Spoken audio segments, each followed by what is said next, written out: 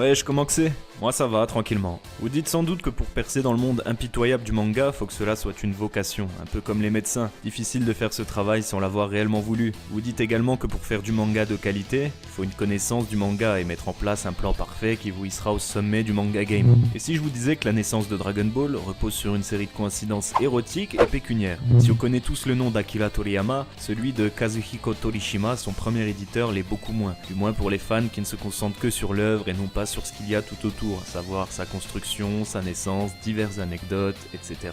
L'accès au Weekly Shonen Jump, magazine de prépublication dans lequel sont publiés un peu moins de 20 chapitres pour autant de mangas chaque semaine, n'est atteignable uniquement que par les meilleurs. Pire, c'est un rythme de vie draconien qui s'impose obligatoirement afin de parvenir à maintenir sa position dans le magazine. Dragon Ball a su dominer ses concurrents pour se hisser au top du Shonen Jump. Seulement, quand on regarde les débuts de l'histoire, rien ne prédestinait Akira Toriyama à devenir mangaka. Et je pourrais en dire autant si ce n'est plus de Kazuhiko Torishima, l'homme qui va nous intéresser dans cette vidéo. Absolument rien ne le prédestinait à devenir éditeur. Toujours est-il que si Dragon Ball a le succès qu'il mérite aujourd'hui, c'est en grande partie dû à ce fameux Torishima. Vous l'aurez compris, on va parler éditeur. D'ailleurs, je vous conseille de regarder ou de lire le manga Bakuman qui permet de se faire une idée de ce fameux travail d'éditeur et de la relation qu'il entretient avec le ou les auteurs dont il a la charge. Pour faire court, dites-vous qu'éditeur, c'est un peu comme un manager quoi. Le mec qui décortique les retours sur une œuvre, qu'ils soient positifs ou négatifs, il les prend en compte, en informe l'auteur, le conseille pour améliorer son manga, s'occupe même de faire des liens entre l'auteur et la maison d'édition, il gère la paperasse, tout ça.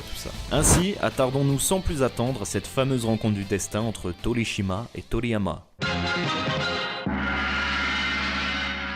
Chaque mois, le Weekly Shonen Jump organisait un concours pour jeunes auteurs et les éditeurs devaient choisir un jeune talent, le prendre sous son aile et le faire évoluer. C'est en participant par hasard à un de ces nombreux concours de recrutement, entre 100 et 150 candidatures environ, que Torishima repéra le génie de Akira Toriyama. Si Toriyama fut recalé par tous, il n'échappa guère à l'attention de Torishima, qui l'appela personnellement et lui dit « Tu as un don, appelle-moi vite », signé Torishima. Ce dernier fut captivé par le trait d'Akira Toriyama, et notamment par deux choses. La première était la propreté de son travail. Là où les jeunes auteurs rectifient énormément leurs planches au stylo correcteur, le travail de Toriyama, lui, était impeccable. La seconde était ses onomatopées, en particulier les kakimoji ou effets sonores. En général, le bruit dans les mangas est représenté à partir de l'alphabet japonais des kana. En revanche, pour décrire le bruit, Toriyama utilisait l'alphabet romain ou romaji, qui sont nos lettres romaines, tout simplement, ce qui constitue une singularité visuelle hors norme au Japon. Tout du moins, c'est assez rare pour être souligné et pour être appelé par Torishima, donc c'était peut-être pas le seul à faire ça, mais c'était assez rare. Ainsi, rien n'échappait à Torishima, qui était pourtant très jeune. Le plus jeune à l'époque chez Shueisha, et lui-même n'y connaissait pas grand-chose au manga, y préférant les magazines pour adultes, si vous voyez ce que je veux dire. Bien sûr. C'est donc en apprenant l'art du manga à deux, sur le tas, que paradoxalement ces deux messieurs créèrent la pépite qu'est Dragon Ball. Au final, en résulte un mélange atypique entre la personnalité de deux génies qui apportèrent chacun leur spécificité au manga tout en essayant d'y capter les codes. Une rencontre improbable entre deux hommes pour qui le manga n'était pas un rêve de longue date et qui n'auraient jamais pensé finir dans cette industrie. Voyons voir cela. Torishima-san raconta ses débuts en tant qu'éditeur lors d'une interview accordée à la branche allemande du magazine Tokyopop à la foire du livre de Leipzig en 2007. Je cite, donc Torishima, « C'est une histoire drôle parce que je ne peux pas dire « Oui bien sûr, cela a toujours été mon rêve ». Ok, bon on voit que c'est clairement pas une vocation. Il ajouta qu'après ses études, il mit en place une liste des choses qu'il savait faire en vue d'obtenir un job lui correspondant. Ce dont il était sûr, c'est d'avoir lu plus de livres que n'importe quelle autre personne de son âge. Mais bien entendu, pas de manga là-dedans. Ainsi, les seules options à ses yeux étaient d'être auteur ou éditeur. Selon lui, auteur était impossible, puisqu'il fallait sans cesse ressasser le passé et les mauvaises choses qui vont avec. Tout ça pour créer. Or, il n'aime pas cela et oublie rapidement les choses après 3 jours selon lui. D'ailleurs, j'ai trouvé cette partie de l'interview assez bizarre puisque lorsqu'on connaît sa rigueur, c'est étonnant. Je pense plutôt qu'en raison de sa forte personnalité, il n'aime pas être du côté de l'exécutant et préfère donner les ordres dans l'ombre et voir les choses s'améliorer grâce à son analyse. Je fus néanmoins étonné lorsqu'il raconta le concours pour accéder à la fonction d'éditeur. Dans son cas précis, il s'agissait de rédiger une histoire humoristique avec un test écrit où le sujet portait sur un jeu de mots entre jeans et gens en anglais, je ne sais pas comment on le prononce. My accent is very bad. Ainsi que le nom d'une célèbre et ancienne reine japonaise. Mais ce qui fut réellement étonnant, c'est que sur 5000 participants, seulement 14 furent choisis, une véritable sélection drastique pour trouver l'élite. Torishima souhaitait travailler pour la récente branche Playboy qui venait d'émerger à Shueisha. Mais il fut muté au département du Jump où il commença tout doucement à comprendre qu'il se situe très loin de ses préférences quand toutes ses lectures se résumaient à du manga, chose qu'il n'avait pas l'habitude de consommer, figurez-vous. D'ailleurs, vous devez savoir que le magazine Jump, à chaque fin de numéro, met en place un sondage auprès des lecteurs qui élisent leur manga favori. Il en était de même en interne pour les éditeurs, et à chaque fois, l'avis de Torishima était diamétralement opposé à celui des lecteurs. C'est une situation difficile quand on sait que le rôle de l'éditeur est de tout mettre en place afin d'attribuer le succès à l'auteur qu'il supervise, et que ce succès s'obtient en satisfaisant les lecteurs. Bah ouais. Dès lors, comment façonner un manga qui séduit lorsque l'éditeur ne possède pas les mêmes goûts que le public? Nous y reviendrons. Toriyama, lui, de son côté, souhaitait participer à un petit concours dans un journal afin de récolter quelques yens pour acheter son café et ses cigarettes, mais la date limite étant dépassée, il a finalement envoyé son histoire à un concours Weekly Shonen Jump car un de ses magazines traînait près de lui à ce moment. C'est donc un pur hasard si Torishima a pu recevoir ces planches de Toriyama. Planches d'ailleurs qui n'auront aucun succès pour la simple et bonne raison qu'il s'agissait d'une parodie de Star Wars et que niveau droit, c'est juste impossible. Toriyama se tirait une balle dans le pied, personne ne prêterait attention, malgré la qualité du dessin, à quelque chose dont on ne peut se projeter dans l'avenir. Là où chez Shueisha, comme dans toutes les sociétés, il faut faire du fric. Qui d'autre que Torishima pouvait être attiré par ce style atypique et rebelle, par cette audace dans le dessin et se projeter à long terme? Personne si ce n'est lui, un homme qui, déjà enfant, s'attirait les foudres de ses enseignants en raison de son franc-parler et de sa précocité qui lui faisait trop souvent défaut. C'est une véritable rencontre du destin entre deux individus opposés qui se ressemblent malgré tout via une certaine forme de marginalité et la volonté de ne pas se laisser marcher sur les pieds. Parlons maintenant un petit peu plus en détail de son analyse du manga et de ses idées atypiques.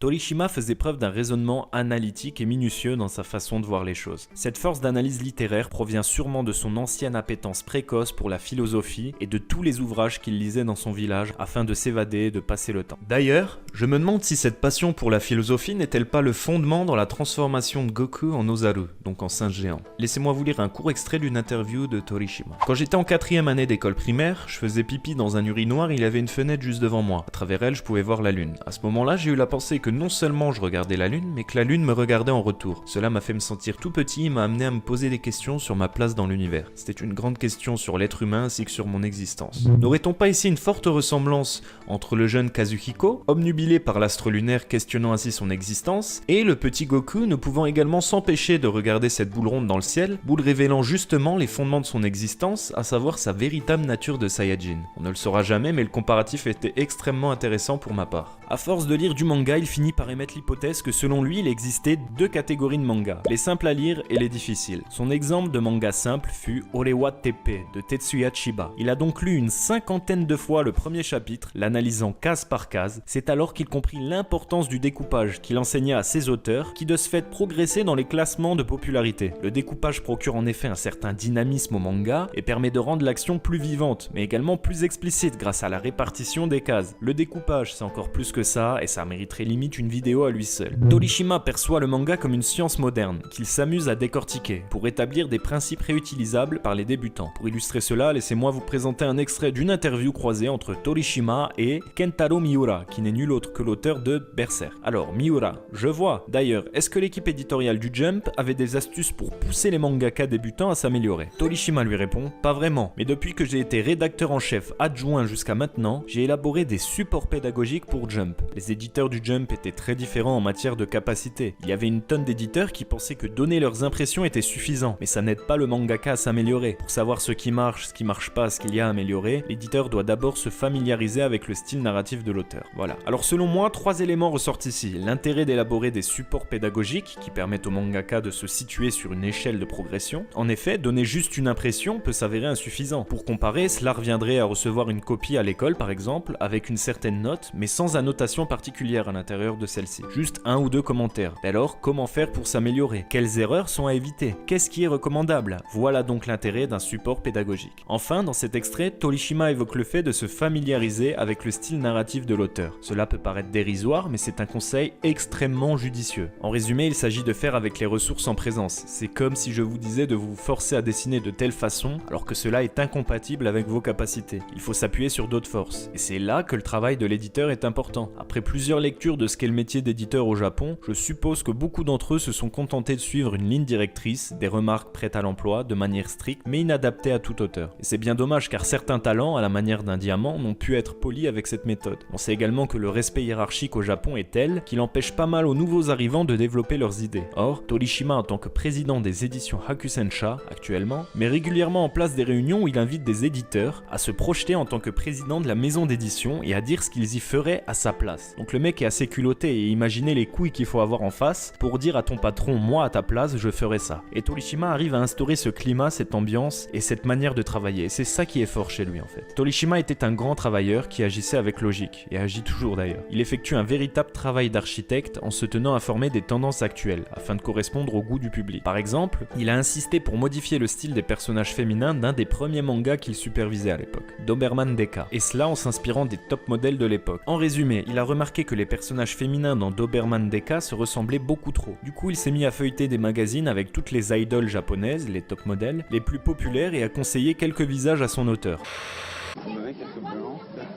Résultat des courses, le manga qui était 17ème passait à la seconde place du classement des lecteurs. Ce travail d'architecte, on le voit également sur Dragon Ball, et voici quelques anecdotes. La création de Piccolo Daimao par exemple, elle suit un processus similaire. L'œuvre vivait une période où le besoin d'un véritable méchant se faisait sentir. Torishima a alors proposé à Toriyama de passer en revue une multitude de villes personnages de notre histoire. Et c'est l'empereur romain du nom de Néron qui fut choisi pour sa manière de se délecter du malheur et de la souffrance de ses victimes. C'est donc par l'analyse technique de l'art du manga, à travers le découpage, mais également par l'analyse du marché et de ce qui fait sens au lecteur, que Torishima a su s'imposer comme un éditeur particulièrement efficace. Ses réflexions s'inscrivent également dans la refonte du personnage de Goku, qui se devait d'évoluer pour correspondre à un jeune public cible, car si vous ne le saviez pas, Dragon Ball ne cartonnait pas tant que ça à ses débuts. Ainsi, l'arrivée de Kuririn, les entraînements qui s'en suivent afin de participer au premier Tenkaichi Budokai avec Kame Sennin, sont des idées qui, prises en accord avec Toriyama bien sûr, ont permis de rehausser la popularité de Dragon Ball. Maintenant, évoquons les premières collaborations entre Torishima et Toriyama.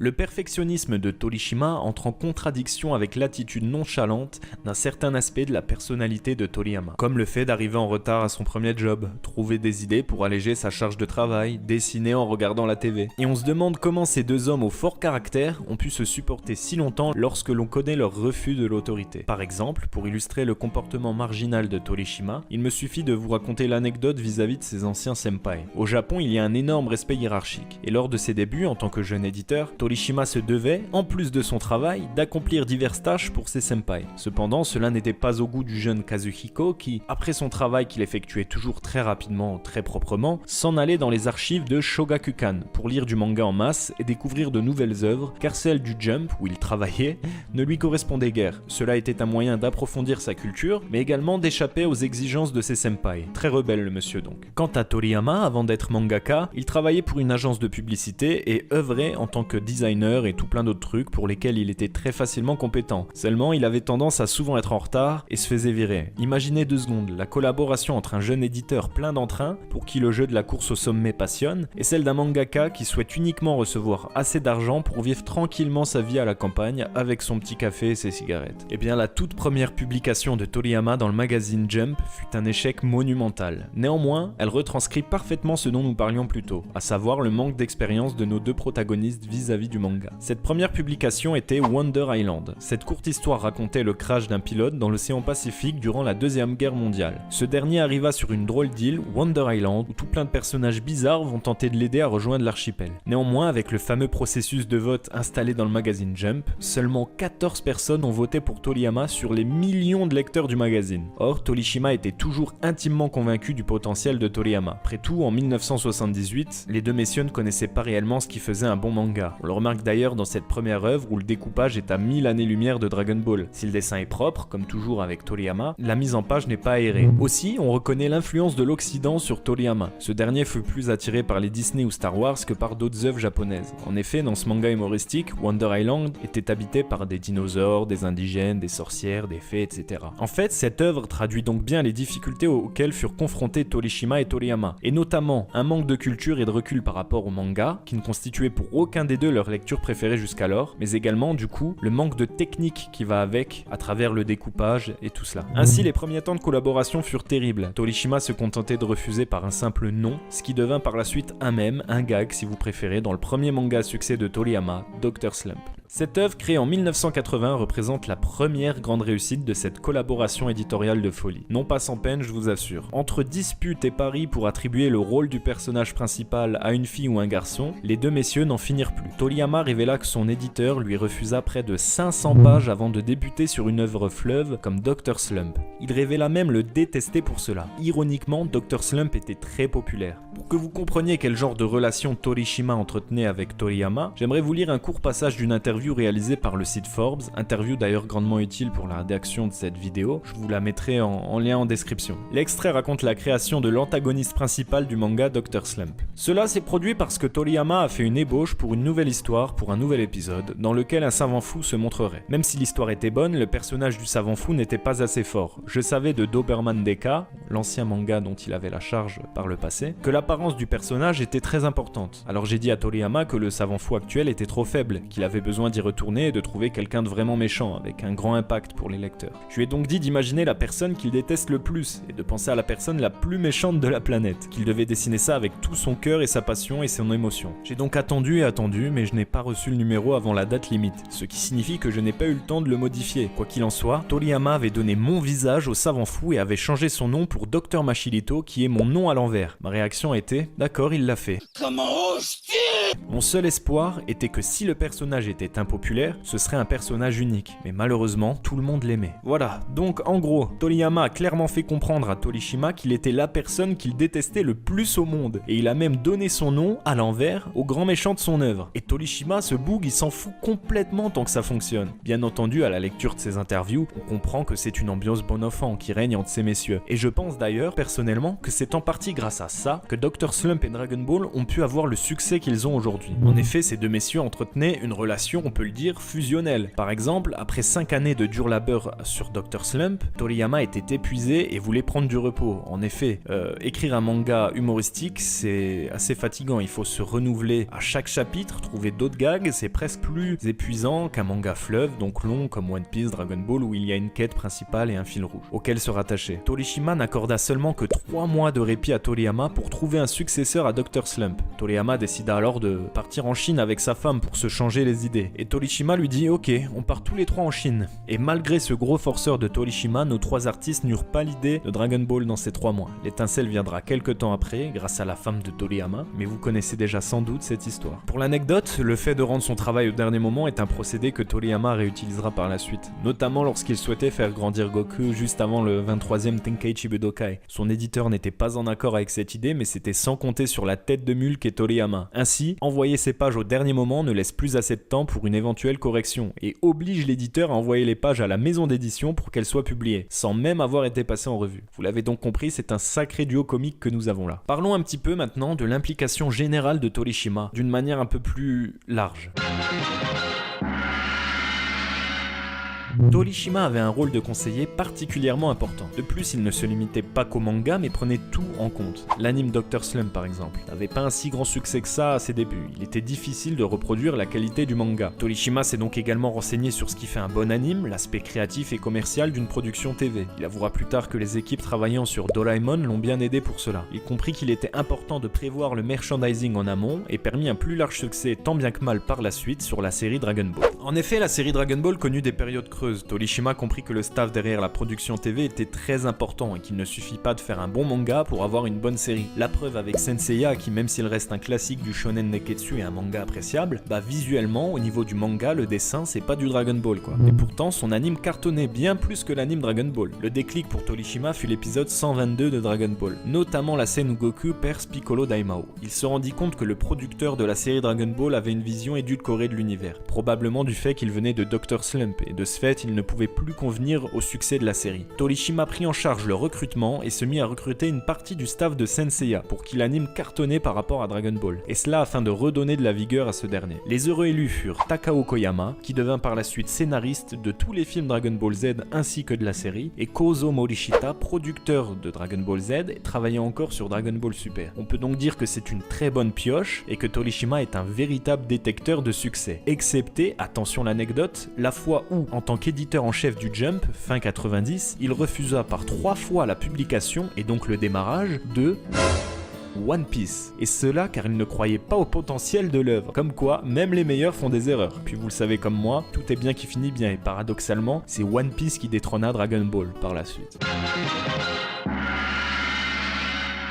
Alors Torishima, c'est un petit peu le daron de la moderne pop culture. Je vais pas m'attarder longtemps sur ce point, mais Torishima est également extrêmement polyvalent. Sa contribution ne se limite pas qu'au manga, mais touche le secteur du jeu vidéo, de l'animation, du marketing et plein d'autres trucs. Par exemple, Dragon Quest. Il fut le premier à souhaiter que des pages relatives aux jeux vidéo apparaissent dans le Weekly Shonen Jump. Plus encore, il tenta le diable en révélant des cheat codes dans le magazine, alors qu'il savait pertinemment que les grosses sociétés de l'époque allaient lui tomber dessus. Je vous passe les détails, mais afin de ne plus avoir de problème de droit, il eut l'idée de créer un jeu pour lequel le Weekly Shonen Jump aurait des avantages exclusifs. C'est ainsi que naquit Dragon Quest, et le fait d'inclure Toriyama au projet en tant que character designer était bien sûr pour le côté artistique de Toriyama, mais surtout pour avoir quelques avantages du jeu réservés au magazine Jump, vu que Toriyama avait un contrat avec Jump. Pour plus de détails sur cette histoire, n'hésitez pas à lire l'interview complète de Torishima sur le site Forbes, qui est en description encore une fois. Final Fantasy. On le sait, Torishima était très dur lorsqu'il analysait un projet. Sa pédagogie était très directe, frontale et sans détour. Si les collaborations entre ce dernier et Toriyama ont porté leurs fruits, c'est probablement car l'aspect de Toriyama détestant la défaite se voyait fragilisé par les retours extrêmement ambitieux de son éditeur, et de ce fait, cela entraînait un regain de motivation pour l'auteur de Dragon Ball. Et je pense qu'il faut avoir cette motivation, cette force d'esprit lorsque l'on travaille avec Torishima. C'est un peu le même procédé qui s'effectua entre Torishima et Sakaguchi, le papa des Final Fantasy. Selon Sakaguchi, il révéla que Torishima lui donna de multiples conseils pour la création de Final Fantasy IV, et cela à travers sa légendaire sévérité. Il lui disait, je cite, « C'est nul, nul, nul. »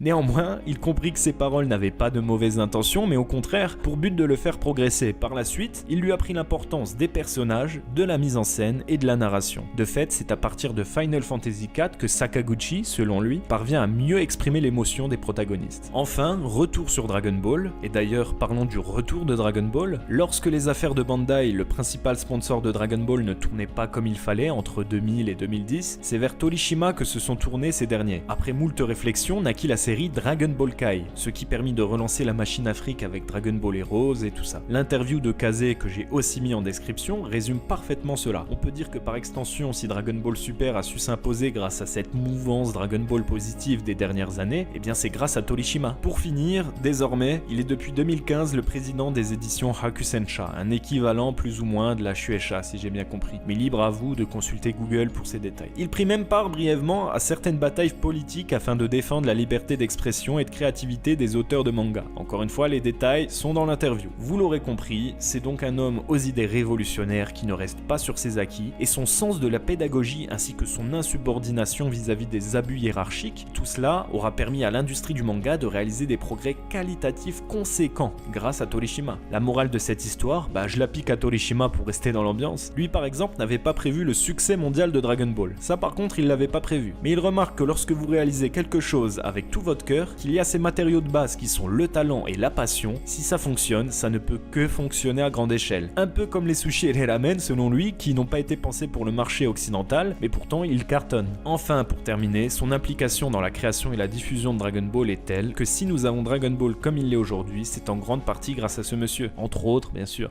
Voilà, c'était une première vidéo pour ma part, j'ai vraiment beaucoup aimé la faire, je me suis enregistré, je sais pas, 5-6 fois et à chaque fois ça durait 30 minutes d'enregistrement personnellement, donc j'étais jamais convaincu. J'espère que j'étais convaincant justement, qu'au niveau de la voix ça allait, tout ça. J'ai pris énormément de plaisir à le faire. J'espère que vous avez kiffé. On se dit à la prochaine pour une nouvelle vidéo de la passion. Allez, ciao les potes.